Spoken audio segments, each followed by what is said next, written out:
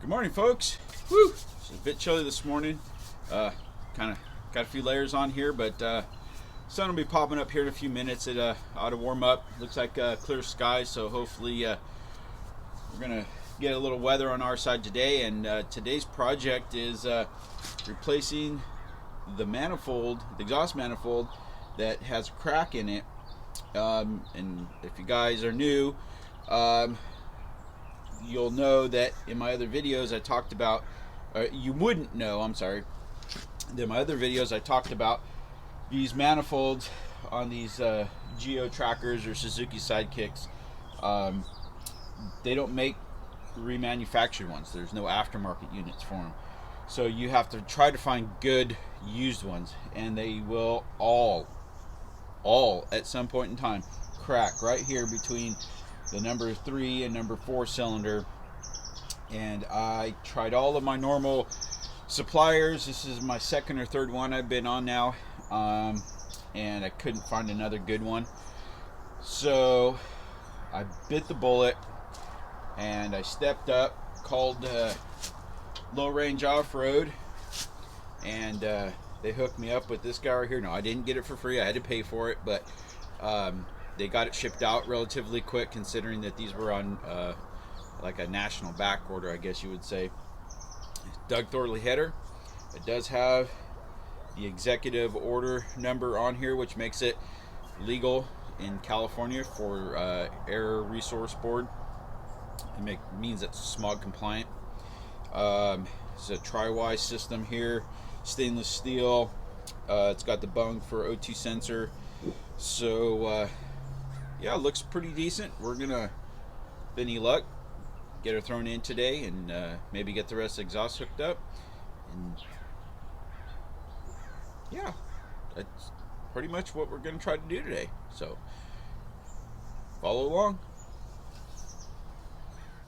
Okay, well, so you can see I already got the manifold off. Obviously I need to get in there, clean that surface up a little bit. We're gonna have to take we'll take the top of the air box off, the intake tube that goes right up to the I guess it's kind of like the air door throttle body assembly there. Disconnect these hoses, get the stuff out of the way. I was able to fish the manifold out through the bottom. Not really sure if I could do that with the header, but because I need to get in here and clean all this up anyways, it'd just be easier with this out of the way. Okay, real quick, so when I was taking this all apart, this stud right here came out. The nut was kind of, there's a little rust on the end, you can see, and anyways, it basically just backed the stud out.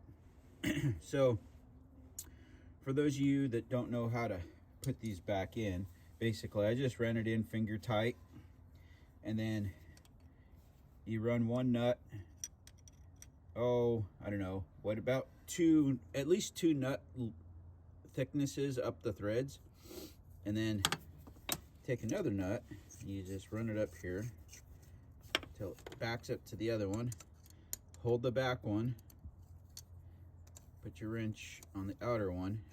Obviously you want to go up kind of opposite directions with your pressure, get it nice and snug, and it acts like a jam nut. And then you can finish running that stud in.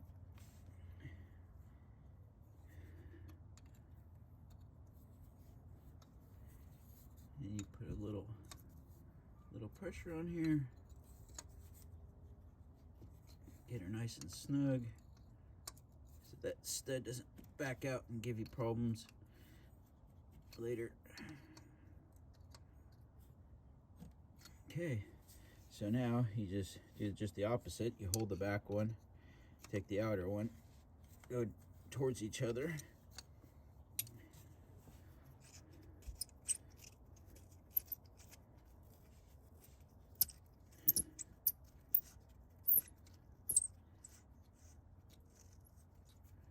And ta-da! Just like that, they're back in. All right, we got it cleaned up. Got the stud back in there. Got the gasket on. put a little copper anti-seize on the thread of the studs because we don't want those nuts getting stuck on there again. We're gonna fish this thing down here. See how it goes.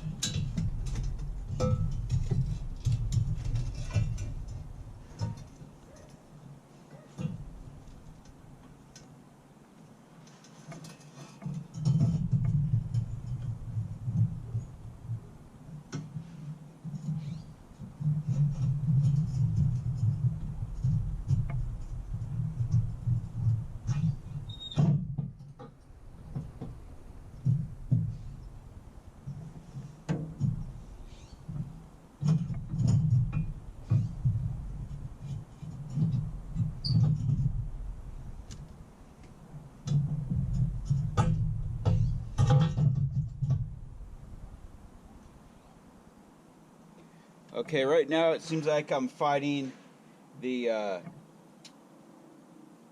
exhaust pipe that goes to the catalytic converter. It's kind of interfering with getting the studs lined up. So I'm going to have to go into there and kind of try to get that lined up and then put this on almost kind of in one shot. Alright, we got her in there. So this is all bolted up. Got the O2 sensor. See if you guys can see that. It's right there. And then the wires come up. The plug's right here. Got the flange bolt. Can you focus down there? There we go. So it just uses I guess you call it kind of like a half round flange gasket or a donut, kind of like on the old school Chevy 350s. And they have springs on there, if you could see those on the bolts that keep them tensioned. So far I haven't really had any issues with those coming loose or leaking bad, but if they do, I might change it to a ball style down the road. But we'll just see how things go from here. So it does come with this little bracket right here, because on the manifold there's ears that are casted in for the bracket that goes here that supports the tube that comes across for the air intake. So we're gonna finish getting all that put back in here, and then we'll fire this thing up and see what it sounds like, see how she runs.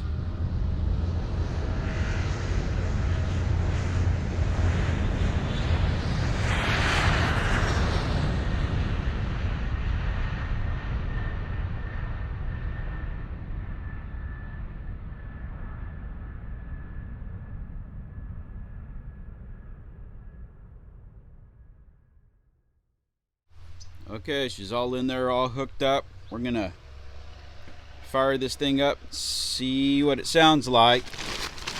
Let's get the tarp out of the way. It'd been raining over here, and she's got a couple little leaks in the weather stripping. So, all right, be patient. Okay. Uh-oh. Will she do it? Oh yeah, like a champ.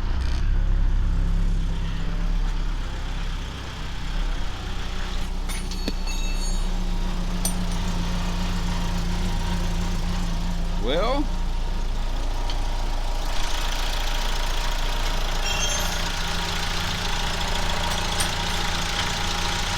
I don't hear any exhaust leaks, so that's good.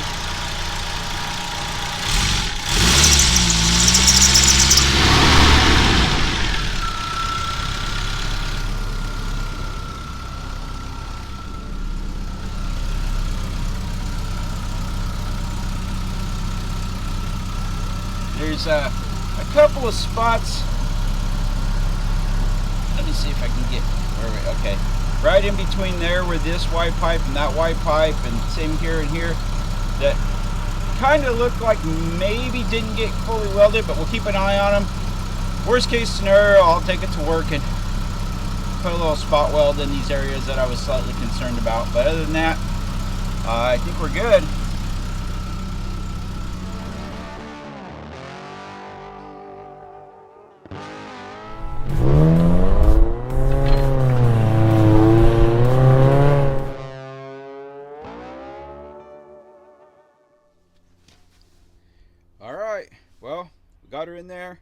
Sounds good.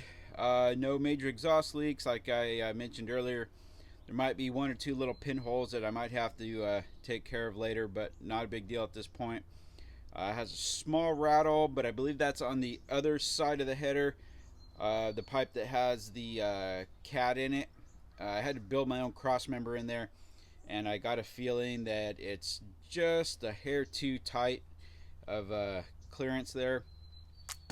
So I think I'm going to have to lower that mount anyways to adjust my output shaft drive shaft angle. Or actually it'd be the output flange of the transfer case for the drive shaft to get the angles right. So I might have to lower that down anyways. So no problems there. Worst case scenario, I'll run it back over to Cook's muffler, have Brian just rework that little thing for me if I have to do that. There's a couple other things I might do. I got to redo the tailpipe where it comes out of the muffler, goes up and over the rear axle, and then out the back. I had to cut it because with the leaf spring and the new hangers and stuff, it was in the way because he had it run right up next to the gas tank like the stock ones were. But with the leaf spring and the rear hanger there, I can't do that. So I'm going to have some of that reworked anyways. But all in all, not a bad deal. I got a check engine light I got to try to get fixed. That was the other part of getting the exhaust taken care of so that I could run it. Try to fix this stupid check engine light so I can get it smogged, so I can get this thing back on the road and get you guys some really good action. Well, thanks for following along. Don't forget, like, subscribe, ring the bell for notifications, but most importantly, be safe, and we'll see you on the trail.